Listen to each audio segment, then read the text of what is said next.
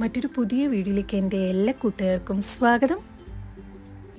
ഇന്ന് ഞാൻ നിങ്ങളെ പരിചയപ്പെടുത്താൻ പോകുന്നത് ഒരുപാട് പോഷക ഗുണങ്ങൾ അടങ്ങിയിട്ടുള്ള പൊന്നാങ്കണ്ണി ചീര അഥവാ കാൽസ്യം ചീര വെച്ചിട്ട് വളരെ ഹെൽത്തി ആയിട്ടൊരു തോരൻ്റെ റെസിപ്പിയുമായാണ്. ഇതാണ് നമ്മുടെ നാട്ടിലെ പൊന്നാങ്കണ്ണി ചീര കൃഷി. ഇത് ഏതു മണ്ണിലും നട്ടുവളർത്താവുന്നതാണ്.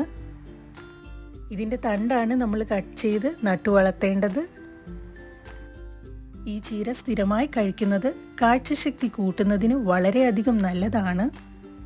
അതേപോലെ തന്നെ ദഹന സംബന്ധമായ രോഗങ്ങൾ മാറാനും ഉദരരോഗങ്ങൾക്ക് മരുന്നായും ഈ ചീര ഉപയോഗിക്കുന്നതാണ്.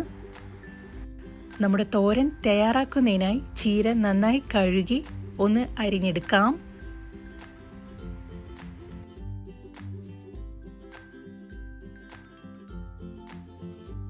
ഒരു മൺചട്ടി വെച്ച് അതിലേക്ക് 1 ടേബിൾ സ്പൂൺ ഓയിൽ ഒഴിച്ചു കൊടുക്കാം.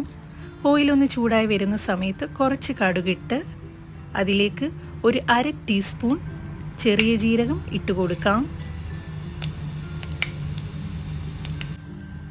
2 വറ്റൽമുളക് കൂടെ ഇട്ട് കൊടുക്കാം. കൂടെ തന്നെ ഒരു പിടി കൊച്ചുള്ളി ചെറുതായി അരിഞ്ഞതൂടെ ഇട്ട് നന്നായി ഒന്ന് ഇളക്കി കൊടുക്കാം.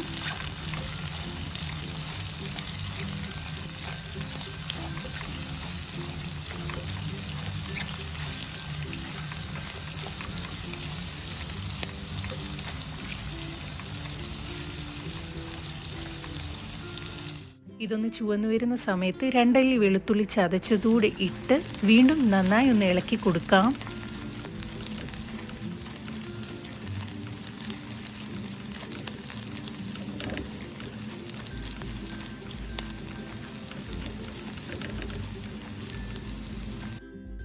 ഇനി ഇതിലേക്ക് ഒരു 1/2 ടീസ്പൂൺ മഞ്ഞൾപ്പൊടിയോടെ ഇട്ട് വീണ്ടും നന്നായി ഒന്ന് ഇളക്കി കൊടുക്കാം.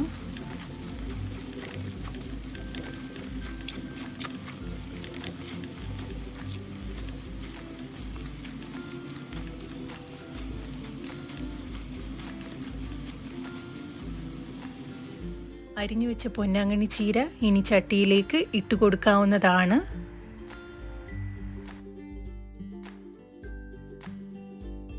പാകത്തിന് ഉപ്പൂടെ ഇട്ട് വീണ്ടും നന്നായി ഒന്ന് ഇളക്കി കൊടുക്കാം.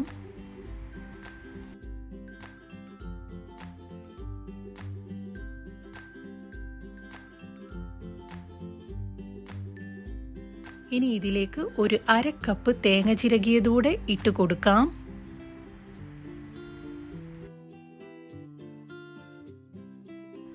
എല്ലാം കൂടി ഒന്ന് നന്നായി ഇളക്കി കൊടുക്കാം.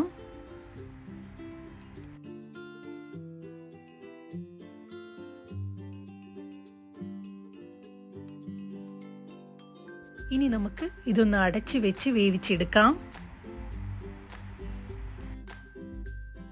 ഒരു 5 മിനിറ്റിന് ശേഷം നമ്മുടെ ചീര തുറന്നു നോക്കുന്നുണ്ട്. ചീര നന്നായി വെന്തു വന്നിട്ടുണ്ട്. ഇനി ഫ്ലെയിം ഓഫാക്കാവുന്നതാണ്. ഇത്രയേ ഉള്ളൂ. നമ്മുടെ പൊന്നാങ്കണ്ണി ചീര വെച്ചിട്ട് വളരെ ഹെൽത്തി ആയിട്ടുള്ള തോരൻ ഇവിടെ തയ്യാറായിട്ടുണ്ട്.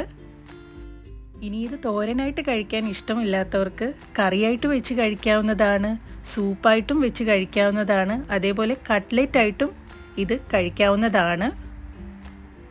പൊന്നാങ്കണ്ണി ചീര വെച്ചിട്ടുള്ള വേറെ റെസിപ്പീസും നമ്മുടെ ചാനലിലുണ്ട്. കാണാത്തവർക്ക് പോയി നോക്കാവുന്നതാണ്. വളരെ ടേസ്റ്റിയും ഹെൽത്തിയുമായിട്ടുള്ള ഈ ഒരു റെസിപ്പി ട്രൈ ചെയ്യാത്തവരുണ്ടെങ്കിൽ തീർച്ചയായിട്ടും ഒന്ന് ട്രൈ ചെയ്ത് നോക്കുക. നിങ്ങളുടെ വാല്യുബിൾ ഫീഡ്ബാക്ക് കമൻറ്റ് ബോക്സിൽ രേഖപ്പെടുത്തണം. പുതിയൊരു വീഡിയോയുമായി വരുന്നതുവരെ നന്ദി, നമസ്കാരം.